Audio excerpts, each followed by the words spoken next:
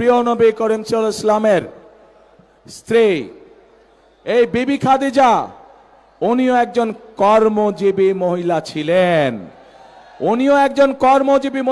ওনার নিজের ব্যবসা বাণিজ্য ছিল, যেখানে নবী করিম সাল্লাল্লাহু আলাইহি ওয়াসাল্লাম নিজেও কাজ করতেন।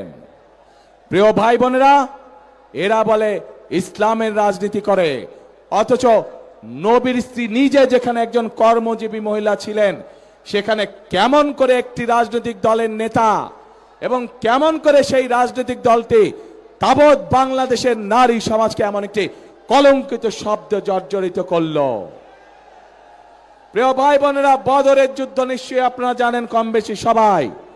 সেই বদরের যুদ্ধে হযরত আয়েশা তার নেতৃত্বে পরিচালিত হয়েছিল, তার নেতৃত্বে যুদ্ধের সকল সরঞ্জামাদি সরবরাহ করা হয়েছিল, তার নেতৃত্বে যুদ্ধে যারা আহত হয়েছিল সেই মানুষগুলোকে নার্সিং দেওয়া হয়েছিল, ট্রিটমেন্ট দেওয়া হয়েছিল।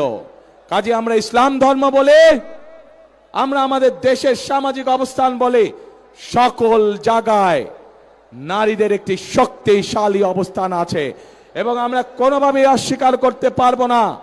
এই নারীদেরকে পেছনে রেখে, এই নারীদেরকে ঘরে বন্দি করে রেখে কোনোভাবেই আমরা বাংলাদেশকে সামনে যেতে পারবো, এটি আমরা কখনোই মনে করি না।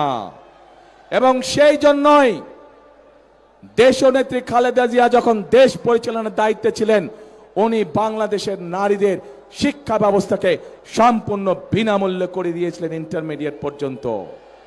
প্রিয় ভাই বোনেরা, আজ সময় এসেছে আমাদেরকে দেশ গড়ার, এবং দেশ যদি গড়তে হয় প্রত্যেকটি নারী পুরুষকে কাঁধে কাঁধ মিলিয়ে কাজ করতে হবে আজকে।